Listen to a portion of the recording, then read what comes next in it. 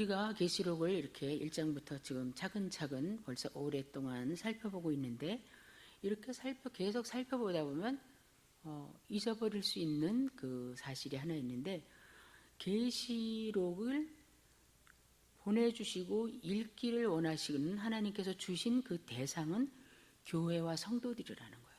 지금 이 1장에서 마지막 장까지 이 내용은 세상 사람 들으라고 주시는 거 아니고 하나님의 종들, 그 1장 1절에서 말씀하신 대로 하나님께서 자신의 종들에게 반드시 속히 일어날 일을 알려주시려고 천사를 통하여 요한에게 주신 계시다 그랬어요. 그래서 이것을 읽는 사람은 누구냐면 성도들인 거예요. 교회. 또 특별히 이 말씀을 들은 요한 사도께서 받은 명령이 뭐냐면, 너가 본 것을 기록하여 누구한테 보내라고 그러냐면 아시아에 있는 7교회에 보내라고 했어요. 그러니까 직접 들을 수 있는 첫 번째 대상은 아시아에서 고난 중에 있는, 믿음을 지키려고 애쓰고 있는 그 7교회가 바로 수신자예요. 그래서 우리가 이제 이렇게 읽다 보면 이거는 세상 사람 들으라는 말씀인가 우리 들으라는 말씀인가 약간 혼란할 때 있지만, 절대로 대상은 우리들이라는 거. 그리고 더 나아가서 직접적으로 들었던 대상은 초대교회, 그 소아시아에서 고난받는 특별히 그 7교회, 로마 교회보다는 소아시아에 있는 교회, 그것에 대한 설명을 제가 잠시 드리겠는데, 제가 오늘 오기 전에 좀 뉴 테스트먼트 그 히스토리라는 그 신약 역사라는 책, 그 F.F. 브루스 아주 보수주의 신학자가 쓰신 거를 좀 읽다 왔는데요. 거기 보면은 로마에 있는 성도들이, 또 예루살렘에 있는 성도들이 핍박을 한 차례 받은 후에 2세기 초, 그러니까 뭐 110년에서 조금 더 뒤로 가서는 누가 이제 그 로마 성도들이 받던 고난을 그대로 받기 시작했냐면, 소아시아, 지금 터키 지역에 있는 그 7교회를 비롯해서 그곳으로 다 흩어진 성도들이 앞서 1세기 전에, 또 한 반세기 전에 로마의 성도들이 받았던 그 고난을 그대로 받았다는 거예요. 그래서 실제로 지금 이 요한계시록을, 그 계시를 받은 사도 요한도 반모섬에 가 계시는 거예요. 반모섬은 터키에서 배 타고 조금만 가면 거기 반모섬이잖아요. 그러니까 이분도 소아시아에 계신 거고, 돌아가실 때도 에베소에서 돌아가셨단 말이죠. 에베소 교회 그쪽에서. 그래서 그 베드로 사도도 보면 베드로전서 1장에 뭐라 그래요? 흩어진 크리스찬들, 본도와 갑바도기아와 소아시아의 이름을 쭉 대고 계세요. 그러니까 그 흩어져 있는 성도들이 지금 첫 번째 수신자라는 거예요. 이거를 잊어버리면은 우리가 말씀 읽을 때, 특별히 지난번에 우리가 봤던 12장에서 13장 사이의 내용은 무슨 내용이에요? 마치 우리 크리스찬들은 어디 쥐구멍 같은 데 들어가 있고 사탄과 짐승과 적그리스도와 그를 따르는 무리들이 온 세상을 장악한 것 같은 그런 내용이 나왔었잖아요. 그러면 이거는 도대체 어떻게 우리들은 뭘 하라는 건가 이럴 수 있는데, 그것조차도 우리에게 주시는 말씀이라는 거죠. 그래서 그때는 12장에서 13장은 보면은 온 세상이 완전히 사탄의 세계인 것 같고, 또 사탄이 교회와 싸우기로 작정을 하고 교회를 괴롭히는 데 있어서 하수인을 둘을 두는데, 그 두 짐승이죠. 바다에서 나오는 짐승과 땅에서 올라온 짐승 둘이서 하나는 아주 외부 압력으로, 물리적인 방법으로 핍박하고 압력을 주고 힘들게 하는 그쪽으로 성도들을 넘어뜨리려고 하고, 적그리스도, 땅에서 올라온 이 적그리스도 그 짐승은 속이고 또 미혹하고 그런 방법을 해서 거짓말하고 또 이적을 베풀고 해서 이 사람들이, 땅의 사람들이 다 그쪽으로 미혹돼서 가서 주님께로 가야 될 사람들이 짐승에게 경배하는 그런 거를 우리가 봤어요. 그러면서 이제 그런 사람들에게는 이마와 오른손에 짐승의 표를 받게 해주고, 또 그것을 받지 않은 그리스도를 따르는 사람들은 매매도 못하고 어디 사회생활도 못하고 정치적으로나 경제적으로나 신앙적으로나 대단히 정말 세상의 끝말에 있는 사람, 밑말에 있는 사람들 같이 사는 것을 저희들이 봤는데, 그럼 그 말씀을 우리에게 왜 해주시는 건가? 안 그래도 힘든데 뭐 이렇게 더 힘들다고 얘기해 주시는 건가? 앞으로는 그럼 우린 더 힘들다는 건가? 그냥 참으라는 건가? 근데 거기에서 우리가 두 가지 말씀을 봤잖아요. 첫 번째 짐승이 나왔을 때는 뭐라 그러셨어요? 인내와 믿음이 여기 있다. 끝까지 견디라는 거죠. 외부적인 압박이 올 때, 핍박이 올 때. 그 다음에 두 번째 짐승이 짐승의 수 666을 따르는 자들에게 찍어주고 했을 때 지혜와 총명을 가지고 분별하라. 그렇게 말씀해요. 그러니까 이게 두 장을 통해서 막 사탄의 그 왕성한 활동 영역을 보여주시면서 지금 영적 전쟁은 계속되고 있다. 전쟁 중이다. 그리고 앞으로도 전쟁은 계속될 것이고 얼마 동안은 사탄의 무리들이 장악하고 공중의 권세를 잡고 있을 것이다. 그 결과로 크리스찬들은 힘들어질 것이다. 고난을 받을 것이고 어려움을 겪을 것이고 심지어 굶기도 하고 줄이기도 할 것이고 목마르기도 할 것이다. 순교하는 자리에 이를 수도 있을 것이다. 그런데 그것을 알고 있어라. 이때 우리가 해야 될 일은, 성도들이 해야 될 일은 인내라는 거는 그냥 꾹 참는 게 아니라 계속 견디는 거예요. 못 견딜 정도까지 견디는 거예요. 뭐 때문에? 예수의 신앙 때문에. 하나님 말씀을 저버리지 않으려고. 그 견딤과 너의 믿음의 굳건함이 꼭 필요하다. 그 말씀을 하시려고 그걸 얘기하시는 거예요. 그 다음에 미혹되는 거짓 그 선지자들이 있고 또 막 이상한 이적들이 일어나고 그럴 때, 그리고 사회에서 살면서 어떤 불이익을 보게 되는, 예수 믿음으로 불이익을 보게 되고 나는 이제 여기 그만 있고 절로 가야 되는 거 아니야? 그리고 뭐 우리 거짓 선지자들이 이제 이세벨이나 발람 선지자들, 니골라당 같은 사람들이 괜찮아. 고급의 신앙은 그렇게 원색적으로 믿는 게 아니야. 그러면서 거짓 교사들이 와서 계속 미혹할 때 거기에 넘어가려고 그럴 때 성령께서는 또 뭐라 그러시냐면 지혜 있는 자는 그 숫자가 짐승의 수, 인간의 수인 것을 알아라. 하나님의 수에 미치지 못한다. 분별해라 이렇게 말씀하세요.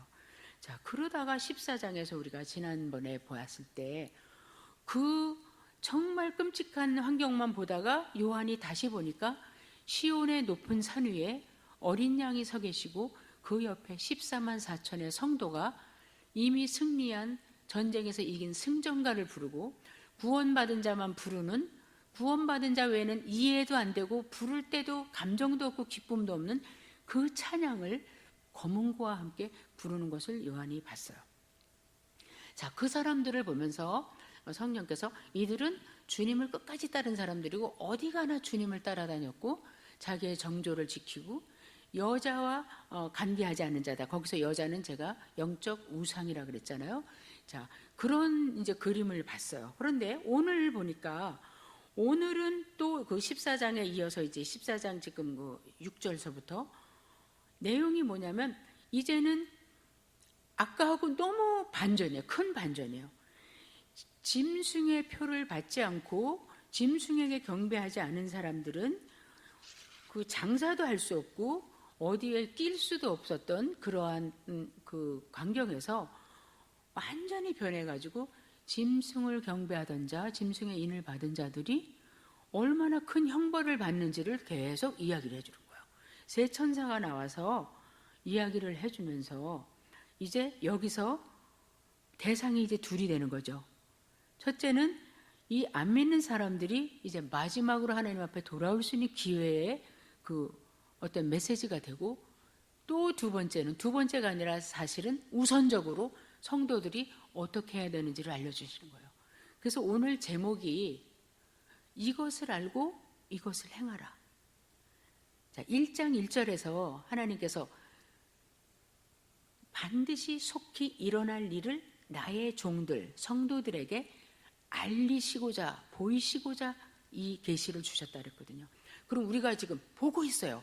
1장부터 여기까지 지금 보고 있고 이런 일이 일어나고 있구나. 지금 이렇게 보이지 않아도 하늘에선 이런 일이 일어나고 땅에서도 이런 일이 일어나고 앞으로는 또 이런 일이 일어나는구나. 알잖아요.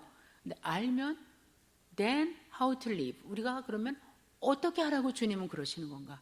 그게 이제 우리가 오늘 살펴보고 싶은 요점이에요. 자, 이제 세 천사의 메시지가 오늘 본문에 나옵니다. 첫 번째 천사가 6절에 나오는데, 이 천사가 공중을 날아가면서, 이 공중의 권세는 지금 사탄이 잡았는데 그 공중을 다 보도록 날아가면서 아주 큰 소리로 누구에게 말했냐면, 땅에 거하는 모든 자들, 곧 여러 나라, 족속, 방언, 백성에게 전할 영원한 복음을 가지고 천사가 지금 공중에 날라 나왔다 이 말이에요. 그러면서 큰 소리로 말을 한 거예요. 자, 그럼 여기서 지금 긴박하게 대상이 누구냐면, 세상에 있는 땅에, 요한계시록에서 땅에 있다는 것은 하나님하고 관계없는 사람들, 땅에 있다고 그래요. 땅의 백성. 요한계시록에서 땅의 백성이라는 것은 하늘에 속하지 않은 땅에 속한 사람들, 땅의 방법대로 사는 사람들, 하나님을 배척하고 하나님께 가까이 가지 않고 그 부르심에 응하지 않는 사람들인데, 지금 마지막으로 이제 조금 있으면 이제 7 대접도 쏟아질 것이고 마지막 이제 진노의 대접이 쏟아질 거예요. 그런데 그러기 직전에 지금 세 천사가 나와서 메시지를 전하는데, 그 천사가, 그 첫 번째 천사가 지금 만민들에게 주고 싶어 하는 메시지가 뭐냐면 영원한 복음이래요. 영원한 복음. 이 복음은 영원한 거예요. 왜냐하면 영원한 나라와 관계가 있고, 영원부터 있었던 복음이고, 영원까지 변치 않을 것이고, 영원히 가치가 있고, 영원한 하나님의 복음이고, 영생을 주시는 복음이에요. 이 영원한 복음을 가지고 천사가 나왔어요. 그 다음에 이게 복음이에요. 왜 복음이냐면 지금 여기서 보듯이 회개할 기회를 지금 주고 계시는 거예요. 그렇게 우리가 아까 13장까지 봤듯이 하나님을 대적하고 하나님의 사람들을 그렇게 해치고 없애기 위해서 온갖 정말 올인해가지고 있는 그 사탄과 짐승들을 줄줄줄 따라다니는 이 세상의 인류 모든 백성들을 마지막 기회를 주면서 돌이키라 하는 거기 때문에 복음이에요. 그 다음에 이제 뒤에 둘째, 셋째 천사가 말하는 대로 결국은 짐승을 숭배하던 자들, 짐승의 인을 받았던 자들은 진멸되고 끝장이 나는 그런 것을 지금 선포하세요. 그게 바로 복음이잖아요. 악은 진멸되고 의가 살아남는 게 바로 기쁜 소식이잖아요. 그 소식을 지금 전하려고 천사가 나타난 거예요. 특별히 성도들에게는 완전 이게 복음이에요. 왜냐하면 그렇게 우리가 지금 이렇게 하고 있는데 드디어 우리의 박해자를 비롯한 모든 하나님의 대적자들이 저렇게 결말을 맞이하는구나. 이거를 똑똑히 보게 되는 것이기 때문에 복음인데, 지금 천사가 만민들에게 이렇게 전해요. 7절 내용이죠. 그가 큰 음성으로 가로되, 첫째, 하나님을 두려워해라. 하나님은 두려워할 뿐이라는 거예요. 지금 짐승과 그 우상과 사탄을 두려워해야 되는 그 존재가 아니라 하나님을 두려워해라. 그리고 그에게 영광을 돌려라. 우리 크리스찬들이 제일 최초로 해야 되고, 우리가 살아있는 목적이 뭐냐, 기쁨이 뭐냐, 웨스트민스터 고백, 소요리 문답 첫 번에 하나님을 기뻐하고 그에게 영광을 돌리는 게 인간이 존재하는 목적이고요. 인간이 존재하는 목적이. 그런데 이 지금 그 존재의 목적을 가진 이 인간이 지금 하나님께로 가지 않고 하나님을 대적하는 무리에게 붙어서 그에게 속해 있는 거예요. 그러니까 마지막으로 하나님께서 천사를 보내서 하나님을 두려워하고 그에게 영광을 돌리라. 왜냐? 지금 빨리 그렇게 해라. 왜냐하면 그의 심판하실 시간이 가까웠다. 임박했다. 이르렀다. 그럼 여기 보면 심판하실 시간이 이렇게 돼서 이제 조금 있으면 심판이 올 것 같잖아요. 그런데 그 원문에 보면은 하나님의 진노의 심판을 하시는 그 타임이 has come, 벌써 왔다. 완료형을 씁니다. 요한계시록에 특별히 선지서에도 그런데 아직 안 이루어졌어요. 아직 바벨론의 포로로 잡혀가지도 않았는데 이사야서 40장 이후를 보면 잡혀갔다 돌아오는 이야기를 하면서 완전히 과거같이 이루어진 걸로 돌아와서 이제 그 다음에 가나안 땅에 들어가서 아직 안 들어갔는데 약속하시면서, 그래서 미래에 대한 이야기를 하면서 완료형을 쓰실 때는 무엇을 강조하려고 하냐면 반드시 일어날 것이다. 확실하게 일어나는 일이다. 속히 조금도 변함없이. 하나님께는 과거, 현재, 미래가 없어요. 우리에게만 어저께가 있고 오늘이 있고 내일이 있지, 하나님은 이렇게 동시다발적으로 보시는 분이에요. 우리는 이게 리니어예요. 그래서 오늘 다음에 내일 있고 내일 다음에 모레가 와요. 오늘이라는 날에 내일이 비춰지지가 않아요. 오늘에 가려서. 하나님은 이렇게 보시기 때문에 미래가 없어요. 하나님께는 항상 현재예요. 살아계신 주예요. 살아계실 주가 아니라 살아계신 주. 어제도 있었고 오늘도 계시고 장차 계신 이라는 것은 항상 현존하시고 없어지지 않으시는 동일한 능력과 동일한 성품의 그 하나님이라는 거예요. 그래서 여기서도 아직 심판이 안 임했어요. 계속 지금 사탄의 무리들이 계속 하나님을 대적하고 있는 내용이 뒤에 장에도 계속 나와요. 그런데 천사가 뭐라 그러냐면, 왜냐하면 하나님의 시간이 지금 벌써 여기 도착했기 때문이야. 이 시간은 영어로 하면 running out 하는 거예요. 멈춰지지 않고 가면 갈수록 없어져, 소모되는 시간이야. 하나님의 시간이 지금, 심판의 시간이 계속, 그 기회가, 회개할 수 있는 기회의 시간이 running out, 지금 없어지고 있어. 없어져. 내일이면 조금 더 없어지고 모레면 조금 더 없어져. 그러니까 하나님을 두려워해라. 왜? 그분이 심판하시니까. 보세요. 그의 심판하실 시간. 하나님이 심판주인데 너희들이 언제까지 하나님에게 대적하고 그렇게 할 것인가? 하나님을 두려워하고 그에게 영광을 돌려라. 그가 누구신지 아는가? 세 번째 보면 그분을 경배해라. 결국은 하나님을 경배하는 걸로 파이널이 되는 거예요. 사탄도 자기가 무엇이 파이널이냐면, 파이널 목적이 뭐냐면 자기가 경배받는 거예요. 하나님 대신에 높임을 받는 거예요. 하나님이 가장 우선이어야 되는 자리에 자신이 들어가는 거예요. 아니면 하나님 대신 다른 거를 자기가 집어넣는 거예요. 돈이라든지 명예라든지 뭐라도 거기다가 하나님은 세컨더리가 되게 하는 거죠. 자, 그런데 지금 그 하나님을 경배하라는데 그 하나님이 어떤 하나님인가? 이게 참 중요하죠. 창조주 하나님을 말해요. 우리가 오늘도 제가 사도신경 고백하면서, 그래, 우리는 하나님을 고백할 때 제일 먼저 창조주 하나님을 고백하지.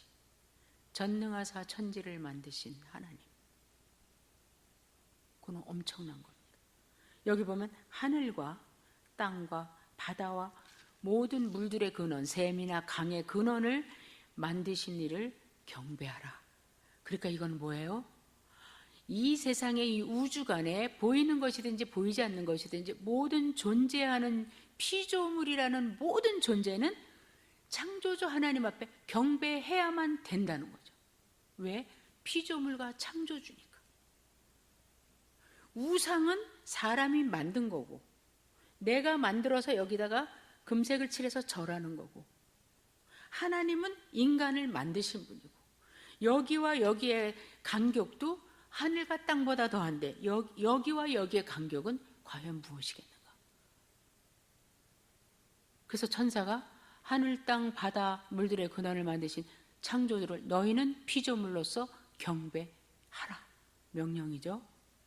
자, 이러면 우리가 저 사람은 절에 다니니까 놔두고, 저 사람은 대대로 무슬림이라니까 그냥 놔두고, 저 집은 또 힌두교니까 놔두고, 이게 아니라 힌두교인이든지 불교인이든지 이슬람교인이든지 다 하나님 앞에서는 뭐냐? 피조물이라는 거예요. 모두가 하나님 앞에 마땅히 나와야 돼. 아무도 여기서 제외되고 핑계할 수 있는 사람이 없다는 거예요. 그러니까 너희 당연히 나와라.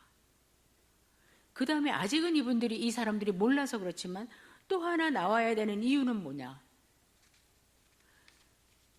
하나님께서 예수 그리스도를 이 땅에 보내시면서 그 아들을 십자가에 죽게 하시고 우리 각자를 살리시기 위해서 피 흘리셔서 그 피로 우리를 사셨잖아요. 그러니까 우리는 값이 이미 치워졌는데 우리 값을 치르고 산 주인이 누구냐면 지금 하나님이신 거예요. 왜냐하면 자기 아들의 생명을 대가로 지불하고 우리를 사신 거예요. 그래서 우리가 크리스찬들은 더블 프레셔스 트레저라는 거예요. 2배로 존귀한 보배예요, 하나님 앞에. 왜? 내가 너를 만들었고 내가 너를 내 아들을 주고 다시 사왔다. 내 건데 하나님이 내 건데 또 돈 주고 또 사오시는 거예요. 자, 그런 존재들이니까 창조주를 경배하라 그래요. 시편이나 이사야서를 보면 특별히 요한계시록과 이 세 책은 특별히 보면은 창조주 하나님을 엄청나게 강조합니다. 특별히 우상은 아무것도 아니다. The idol is nothing. 우상은 아무것도 아니다 할 때 그거에 대비돼서 나오는 곧 말씀이 뭐냐면 하나님은 창조주라는 말씀으로 완전 대비를 시켜요. 그러니까 여기와 여기가 아니라 아까 말씀드린 대로 여기와 여기가 대비되는 거예요. 시편 96편을 보시면 굉장히 통쾌해요. 한번 찾아볼까요? 시편 96편 4절 5절.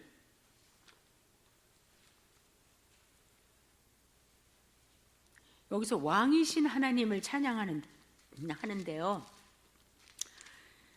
그 하나님이 우리의 왕이신데 계속 이스라엘 백성들이 우상 앞에 절을 하잖아요. 그러니까 96편, 시편 96편 5절 6절에 보면 이렇게 말씀하세요. 만방의 모든 신은 헛것이요. 나땡이라는 거예요. 만방의 모든 신은 우상은 헛것이요. 여호와는 헛것이 아니다 이러지 않고 여호와께서는 하늘을 지으셨습니다. 그러니까 상대가 안 된다는 거예요. 너희들이 지금 절하는 그 우상들은 만방의 신이라고 하는 존재, 바벨론의 신이든지 무슨 금송아지든지 이집트의 신이든지 신이라는 존재는 다 nothing이다, 헛것이지만 여호와는 진짜 신이야 이러지 않고 여호와는 하늘을 지으신 분이야. 하늘을, 시편에서 하늘을 지으셨다는 것은 하늘과 그 밑에 있는 것 다 지으셨다는 거거든요. 그래서 여호와가 찬양을 받으시기에 마땅하다. 이사야서에서도 보면 하나님께서 바닷물을 어떻게 하시고 하늘을 어떻게, 궁창을 어떻게 하시고 어떻게 하셨는데 누가 감히 여호와와 비교할 수 있겠느냐. 그리고 우리 요한계시록의 4장에 우리가 첫 번째 하늘에 있는 존재들이 하나님을 찬양할 때 경배와 찬양을 드리면서 그분들이 뭐라 그러냐면 짐승들과 내 생물들이 하나님은 경배를 받으시기 합당하다. 4장 11절에 왜냐하면 주께서 만물을 지으신지라. 그게 요한계시록의 첫 번째 찬양이에요.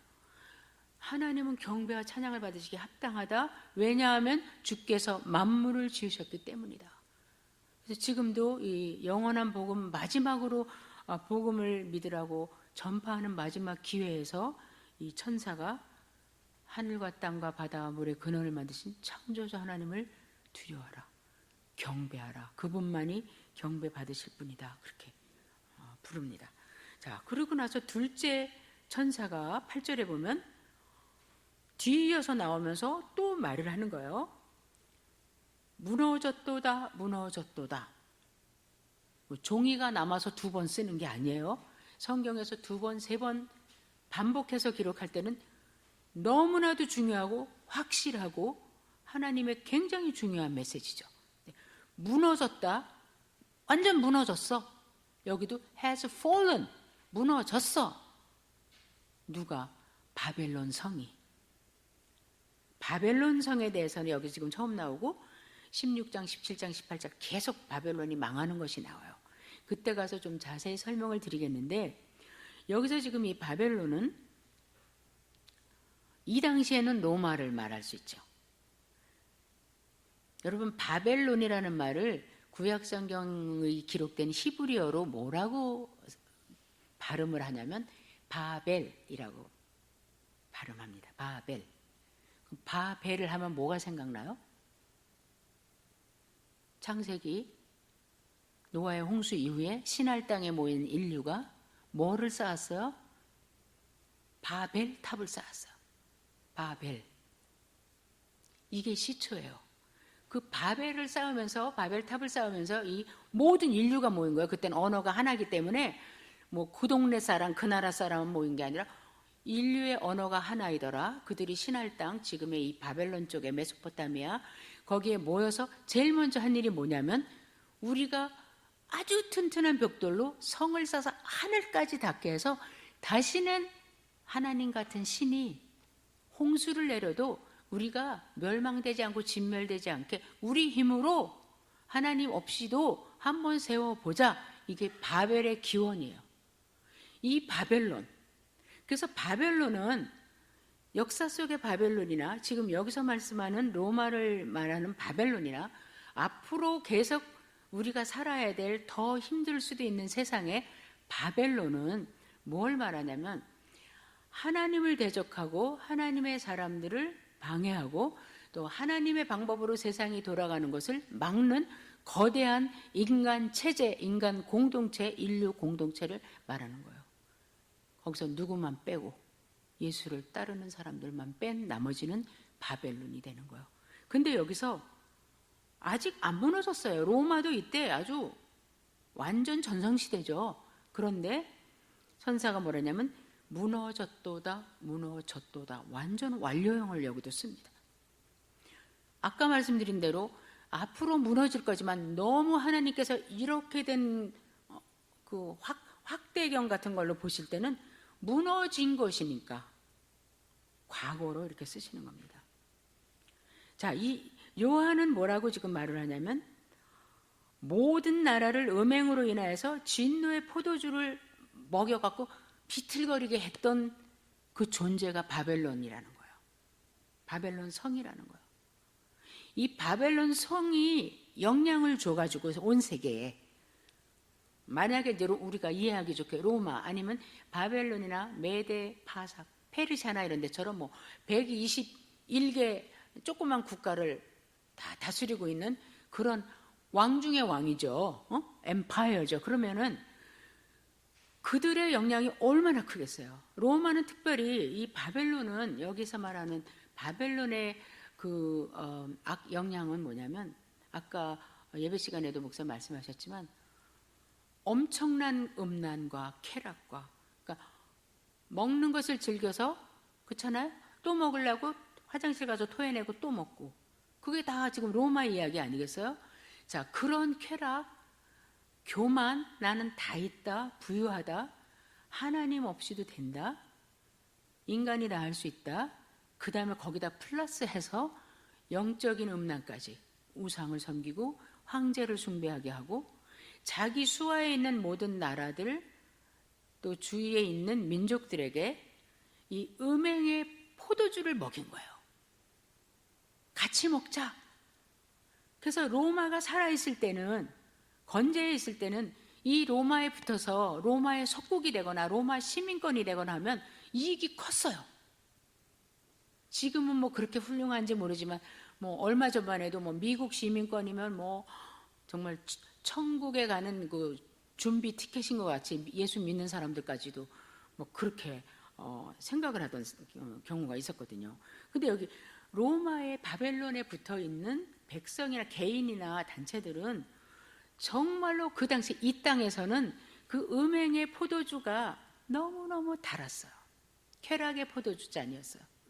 그런데 이것이 진노의 포도주로 변하는 거예요. 이 땅에서 하나님을 대적하고 세상을 따라가는 그 삶이 달콤한 주스와 같은 그런 잔이었다면 그 행위가 환경이 딱 바뀌어서 천국으로 갈 때, 저기로 갔을 때, 여기가 아닌 저기에서는 진노의 잔으로 변하는 거예요. 이거를 지금 왜 말을 하는가? 너희가 의지하고 그렇게 빌붙어서 있고 싶어 하는 그 로마, 그 바벨론은 이미 무너졌다. 완전 확실히 무너질 것이다. 임박했다. 계속 여기에 붙어 있겠느냐? 동시에 성도들에게는 무슨 메시지를 주시는 거예요? 지금 힘들지? 이것이 뒤집힐 날이 멀지 않다. 반드시 뒤집힌다. 무너진다. 무너졌다. 그래서 성도들로 하여금 조금만 더. 그러면 그렇지. 소망과 인내를 가지고. 그래서 아까도 말씀했지만 요한계시록은 성도를 일으키려고 주시는 말씀이지 세상 사람들을 지금 겁주고 협박하려고 주시는 말씀이 아니에요. 첫째 수신자는 우리예요. 앞으로 우리가 이 어떤 뉴 바벨론을 만날지 몰라요. 우리 자녀 세대에서는. 그럴 때 이 말씀은 그때도 동일하게 아주 적합하게 그 시대에 생명의 말씀이 되는 거예요. 자, 이렇게 말씀하시고 이제 세 번째 천사가 9절에서 바로 따라 나와서 큰 음성으로 말했어요. 만일 누구든지 짐승과 그의 우상에게 9절에 경배하고 이마에나 손에 표를 받으면, 요것만 읽으면 13장에서 요 말은 너무너무 달콤한 말이었어요. 만일 누구든지 짐승과 그의 우상에게 경배하고 이마나 손에 표를 받으면 뭐든지 할 수 있었어요. 13장에서. 만일 누구든지 받지 않으면, 거기는 그렇게 써 있어요. 만일 누구든지 받지 않으면 매매를 못하게 하니라. 근데 이게 내용이 똑같은데 결과는 확 뒤집어지는 거예요. 받으면 10절 그도 아까 바벨론처럼 그도 하나님의 진노의 포도주를 마실 것이다. 진노의 잔을 마시게 될 것이다. 로마하고 똑같이 로마가 하는 대로 바벨론이 하는 대로 했던 그들, 그래서 거기에 빌붙어서 이마에 표를 받고 먹고 살려고 하고 우상 앞에 절했던 그 사람들도 누구든지 진노의 포도주를 마실 것이다. 근데 이 진노의 포도주가 어떤 포도주냐면 진노의 잔인데 포도주에 섞인 것이 하나도 없대요. 이게 무슨 말이에요? 주로 음료로 먹는 로마에서 식사 시간에 고기 먹으면서 마시는 포도주는 1:2나 1:3으로 꼭 물을 희석해야 된대요. 독해서 못 먹는데요. 그렇지 않으면 어떤 향신료를 넣어서 우리로 말하면 그냥 커피에다가 뭐 헤이즐넛을 넣는다든지 이런 것처럼 포도주를 뭐 약으로 쓰려면 모르지만 이렇게 식사와 겸해서 먹을 때는 꼭 1:3이나 1:2로 물과 희석을 해야 되는데 여기서 이 지금 짐승의 숭배자들이 마셔야 될 포도주는 아무것도 섞이지 않은 원액으로 너희를 마시게 하겠다. 근데 이게 몸에 좋은 보약이면 참 좋겠지만 진노의 잔이기 때문에 이거는 굉장히 참혹하고 끔찍한 심판의 잔이라는 것을 지금 강조하는 거예요. 자, 진노의 잔에 섞인 것이 없인 포도주라. 근데 이걸 어디서 마시냐면 너무 통쾌한 거예요. 제가 지금 만약에 에베소 교회 교인이 돼가지고 지금 사도 요한에게 이 메시지를 받아가지고 거기에 예를 들면 목사님이나 속사도나 교부께서 이걸 읽어주는 거예요. 그들이 보세요. 그럼 부은 포도주라 거룩한 천사들 앞과 어린 양 앞에서 불과 유황으로 고난을 받으리니. 이게 좋아하면 안 되는데 참 통쾌하네요. 전에 제가 또 말을 해도 될지 제가 좀 이렇게 당해가지고 한번 고소를 당한 적이 있었어요. 그래갖고 나중에 이겼거든요. 이겨가지고 너무너무 기분이 좋은 거예요. 그래서 시카고에서 이제 우리 교회에서도 기도해주고 그랬었는데 담임 목사님한테 목사님 이렇게 좋아하면 안 되는데 원수가 망하는 거 보고 좋아하지 말라 그랬는데 왜 이렇게 나는 좋은 거야 오늘 재판에 이겨가지고 했더니 그건 원수가 아니죠. 그거는 불이죠 막 이러셨는데 어쨌든 이 글을 읽으면서 어린 양을 그렇게 배반하고 짐승 앞에 절하고 어린 양을 따르는 크리스찬들을 그렇게 환난과 고통으로 못 살게 하고 요한을 반모섬에다 갖다가 놓고 지금 성도들을 막 죽음에 이르게 하던 그 사람들이 어디 앞에 서 있냐면 어린 양 앞에 가서 서 있는 거야. 내 마음대로 어린 양을 따를 수도 있고 안 따를 수 있는 거는 땅에서 뿐이고 땅을 벗어났을 때는 false 되는 거예요. 내 힘이 아니고 그냥 강제적으로 그 앞에 가서 서는 거예요. 모든 사람이. 믿는 자든 안 믿는 자든 어린 양 앞에 다 서야 돼요. 근데 그 진노의 포도주를 저 껌껌한 데서 마시는 게 아니라 어린 양 앞에서, 하늘의 거룩한 천사들 앞에서 자기가 그렇게 미워하고, 사도 바울이 조금 생각나네요. 그렇게 미워하고 죽이던 크리스찬들이었는데 자기가 이제 크리스찬이 되어서 복음을 전하러 다녔는데, 그거는 좋은 케이스였고, 여기서 보면은 어린 양 앞에서 그 고난의 잔도 마시고 어린 양 앞에서 불과 유황으로 고난을 받는 거예요. 여기서 불과 유황이라는 건 정말 뭐 유황이 떨어지고 그럴 수도 있어요. 그러나 그 정도로 견디기 힘든 그런 고난을 받을 것인데, 11절에 보면 이게 일시적이 아니라는 거예요. 땅에서 짐승을 따라다니는 거는 내가 죽으면 못 따라다니는 거예요. 그죠? 죽는 날까지, 설사 내가 예를 들면 내가 절에 다녔다. 그럼 죽는 날까지는 다닐 수 있지만 그 이유는 안 다니는 거 아니에요. 근데 여기 보면 불과 유황으로 고난을 받으리니 11절에 그 고난의 연기가 세세토록 올라가더라. 영원히 그 고난 가운데 있는 거예요. 누가? 짐승을 경배하고 짐승에 속해가서 세상과 짐승 사탄에게 빌붙어서 유익을 누리며 쾌락을 즐기고 하나님을 무시했던 그 사람들이 받는 고난이 세세토록. 그렇기 때문에 당연히 이들은 11절 마지막에 보면 누구든지 우상 숭배자들과 그 표를 받은 사람들은 밤낮 쉼을 얻지 못하리라. 우리는 낮에 너무 힘들어도 밤에 쉴 수 있잖아요. 이 땅에서 많이 힘들어도 영원한 안식이 기다리고 있잖아요. 근데 밤도 낮과 같고 낮도 밤과 같은 쉼이 없는 삶이에요. 이런 삶을 살 것이다. 자, 여기까지가 보여주시는 거예요. 여기까지가 알려주시는 거에서 이것을 알라. 그러면 어떻게 할 것인가? 12절 13절 어떻게 할 것인가? 그거는 누구에게 말씀하시냐면 성도들에게 말씀하세요. 성도의 인내가 여기 있나니, 또 인내하라고 그러세요. 요한계시록에는 인내하라, 견디라는 말씀이 너무너무 많아요. 그래야 이긴대요. 여기서는 굉장히 격려하시는 말씀이에요. 봤지? 짐승 숭배자들이 가는 길이 어떤 길인지 봤지? 결말이 너무너무 분명한 거 봤지? 그러니까 어떻게 해야 되겠어? 조금 더 견뎌야 되겠지? 이거예요. 우리가 그 밭을 갈던 사람이 보물함을 땅에서 발견했잖아요. 이거를 발견했는데 내가 좀 못 먹어도, 좀 못 입어도, 같은 옷을 몇 년 입어도 어떻게든지 돈을 모아갖고 내가 이 밭을 사서 이 보물을 가져야지. 그것처럼 여기 보면 봤지? 너희들은 이곳에 절대 안 가. 그리고 끝이 있어. 그러니까 성도의 인내가 여기 있다. 성도는 인내해야 된다. 견뎌야 되는 거야. 여기서 우리가 해야 될 일은, 이게 이제 영어로는 ethical conclusion이라고 해서 하나님께서 우리에게 그러니 너희는 이제 어떻게 할 것인가? 어떻게 살을까? 그렇게 말씀하세요. 자, 그럼 인내가 뭘까? 그럼 자꾸 인내하라고 그러시는데 인내가 뭘까? 그냥 참나? 마저도 그냥 참고 그게 인내인가?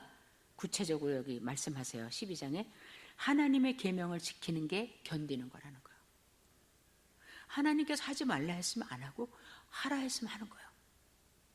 나만 섬기라. 그 말씀을 따르는 게 바로 견딤인 거예요. 인내인 거예요. 우상 앞에 절하지 마라. 내 영광을 딴 데 나는 주지 않는다. 그 하나님의 계명을 지키는 게 바로 우리가 견디는 거예요. 견딘다 그래서 뭐 인내심이 좋거나 뭐 성격이 막 꾹꾹 참는 그런 게 아니에요. 우리 크리스찬들의 인내는 그 다음에 예수 믿음을 지키는 자. 예수를 따르는데 이제 여기 계시록에서 믿음이라는 말을 두 가지로 해석해야 돼요.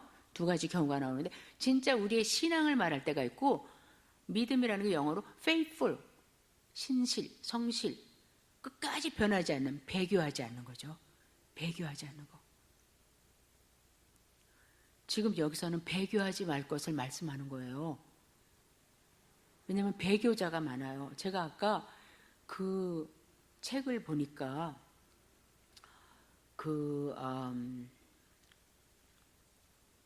폴린이라는 사람 이야기 들어보셨어요? 폴린이? 그 사람이 AD, 그러니까 주후 110년에 그 사람이 그게 됐어요. 그 소아시아, 비두니아하고 본도의 총독이 됐어요. 근데 아까 제가 말씀드렸듯이 로마에서 흩어진 교인들이, 근데 그 브루스 그 신학자는 그렇게 말씀하더라고요. 우리가 앞에서 왜 용이 여자를 삼키려고 할 때 여자가 피하여 갈 곳이 있었잖아요. 광야로.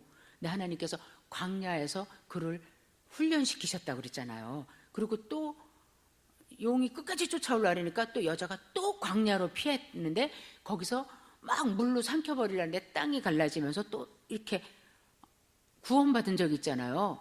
그런데 그 신학자가 그 브루스 박사가 뭐라 그러냐면 그것처럼 하나님께서 예루살렘에서 성도들이 힘들 때 흩어져서 각 나라에 가서, 예를 들면 안디옥 교회 같은 데 가서 교회를 이루면서 거기서 선교의 근거지가 되게 하시고, 또 로마에 있는 성도들이 그 로마의 압박에서 힘들 때 소아시아 쪽으로 많이 흩어서 거길 광야로 삼아주셨다.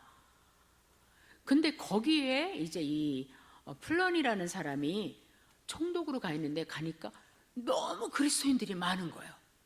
그리스도인이 많은데 로마 본국에서는, 지금으로 말하면 이제 지방자치장인데 폴리니는, 로마 본토에서 주정부에서는 뭐라 하냐면 예수 믿는 사람 다 처단해라. 그리고 재판해가지고 감옥에 가둬라. 이제 그런 명령이 떨어진 거예요. 그러니까 이 사람이 그거 하라는 대로 하는데 너무너무 많은 거예요.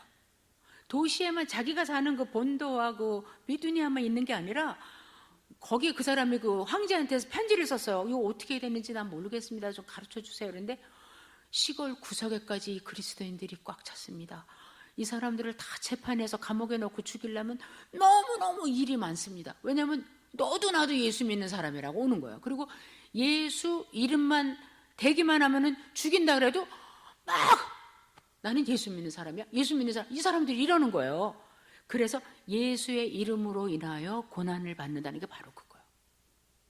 예수의 이름만 불러. 예수 믿어? 예스. 이러는 거야. 예수를 믿는 사람이야? 예스. 다시 한번 기회를 주겠는데 잘 생각하고 말해. 2번, 3번 자기가 물었지만 이들은 예스라는 대답밖에 안 했습니다. 그러면 나는 할 수 없이 그 사람들을 처벌해야 됐었습니다. 어떤 사람들이 로마 시민인데 또 그 똑같은 짓을 해서 내가, 야, 너희는 내가 처벌하기도 그러니까 로마로 가서 살아라 제발, 그렇게 말한 적도 있습니다.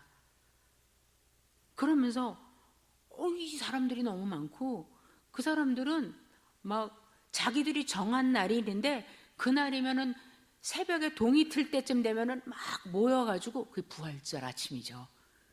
주일날 아침이죠. 모여가지고 자기의 신의 이름을 예수, 그러면서 그 이단의 괴수의 이름을 부르면서 이렇게 써 있어요. 그렇게 하면서 예수는 왕이다. 이렇게 하면서, 거기서는 뭐라 그래요? 로마 사람들은 시저는 왕이다. 아니, 시저는 신이다 그러잖아요. 근데 예수는 신이다, 가시다 이러면서 막 찬미와 찬양을 부르고요. 자기들끼리 막 모여가지고 막 애찬이라고 먹는데, 제가 가보니까 뭐 그 사람들은 뭐 사람을 잡아먹고 피를 먹는다는데, 제가 보니까 평범한 음식을 먹고, 그리고 꼭 자기들끼리 성도의 교제를 나누면서 혼자 아니고 같이 우리 오늘도 하나님의 말씀을 지키며 거짓말하지 않고 속이지 말고 세상을 따르지 말고 삽시다, 이렇게 선포를 하고 그럽시다. 그러고서는 애찬을 나누고 성찬식을 하고, 그리고 흩어지고, 그런 사람들입니다. 이 사람들을 어떻게 해야 될지 모르겠습니다.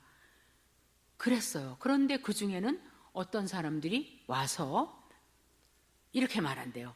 저는 지금 크리스찬이 아닙니다. 저는 엑스 크리스찬입니다. 예전에는 크리스찬이었는데 3년 전까지는 제가 예수님을 따랐고요.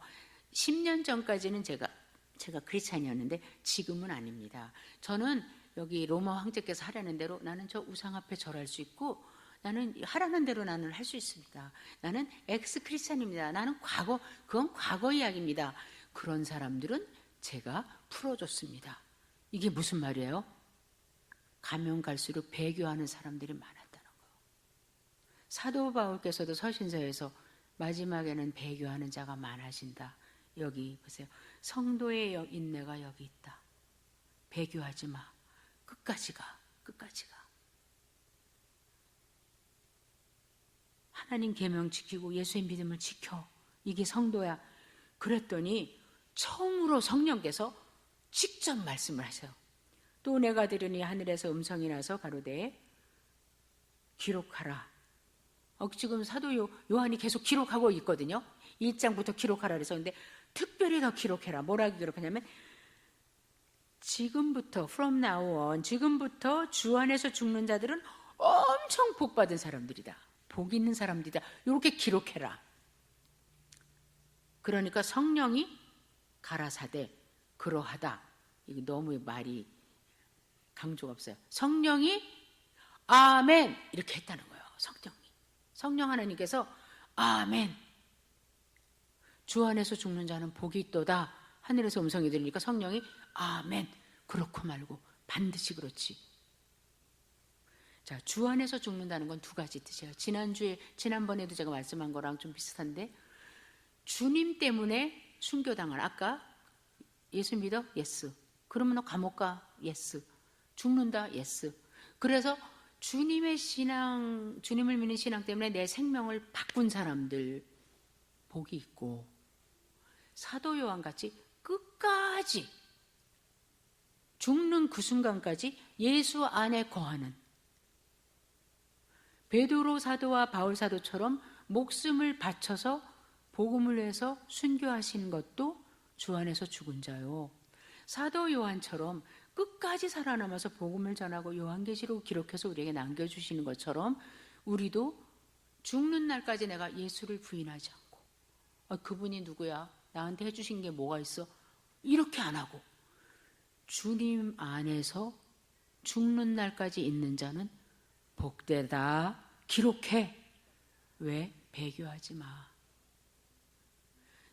아까 그 사람 어떤 사람처럼 난 20년 믿었습니다. 근데 지금은 아닙니다. 난 이제 크리스찬 아닙니다. 이렇게 하지 말라는 거예요. 성령이 가라사대 아멘. 저희 수고를 그치고 쉴 것이다. 아까 짐승 숭배자들은 밤낮으로 쉼이 없어요.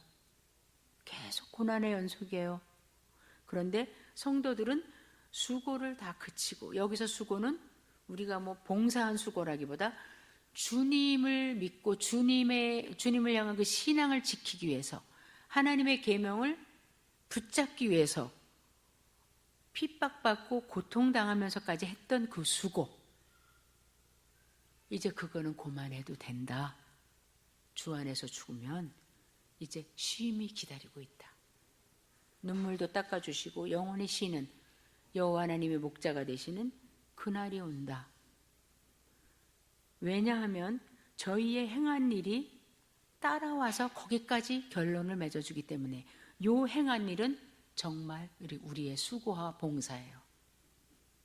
7교회 편지하실 때도 내가 내 수고와 행위를 나누니 처음 수고보다 지금 수고, 행위가 더 많다.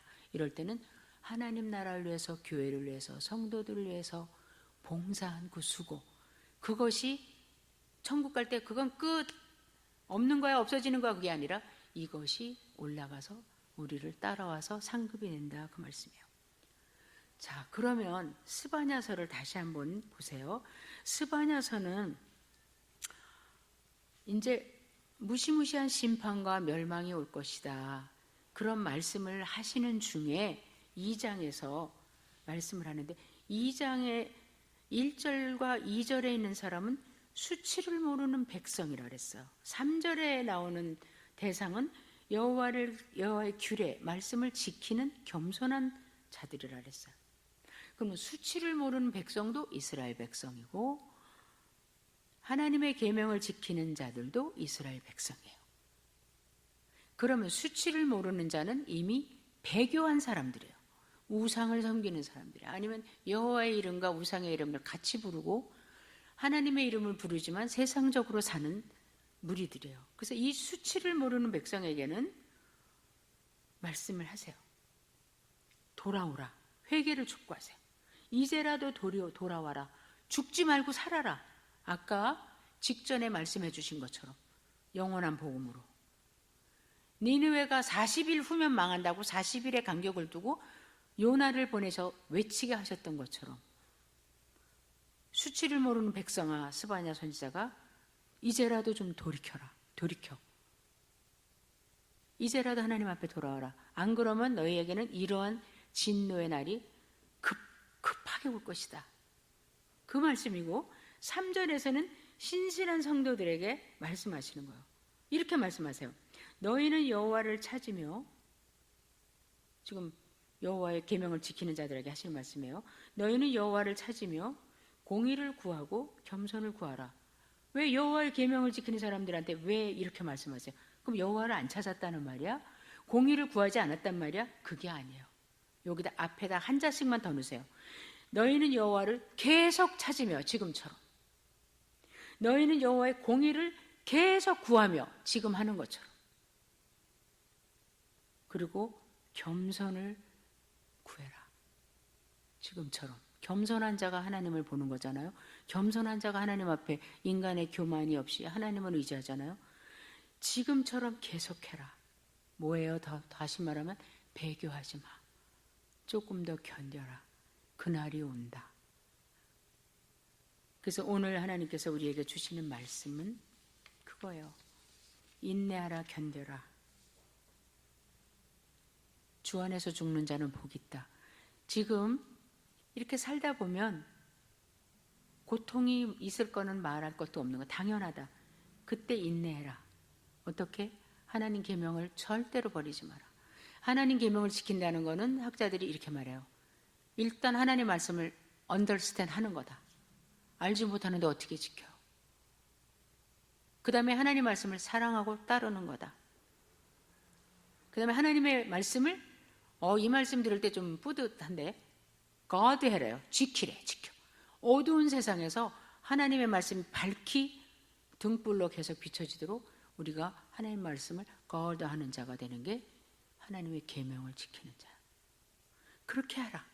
근데 그러다가 죽음에 이를 수도 있다. 그런데 살다가 말고 목숨이 그냥 없어져서 순교를 했다. 그러면 복된 거고, 주 안에서 죽었으니까. 그냥 그 신앙을 지키면서도 힘든 가운데 순교는 안 했지만 끝까지 그 자리에서 비키지 않냐고 있다가 주님 나라에 가는 그 죽음 굉장히 복되다. 성령께서 아멘. 7교회에 편지할 때마다 마지막에 뭐라 그래요? 귀 있는 자는 성령이 교회들에게 하시는 말씀을 들을지어다. 그죠? 그러니까 이 말씀은 성령이 하시는 말씀인데 그거를 요한이 간접적으로 전했는데 이 마지막에 가서는 성령께서 아멘. 그 말 맞아. 주 안에서 죽는 자는 복돼. 우리는 이제 알았어요. 어떻게 살 것인가? 어떻게 반응할 것인가? 이것이 우리 앞에 있는 하나님이 바라시는 숙제라면 숙제고 특권이라면 특권이에요. 기도하겠습니다. 아버지 고맙습니다. 세상이 알지 못하는 말씀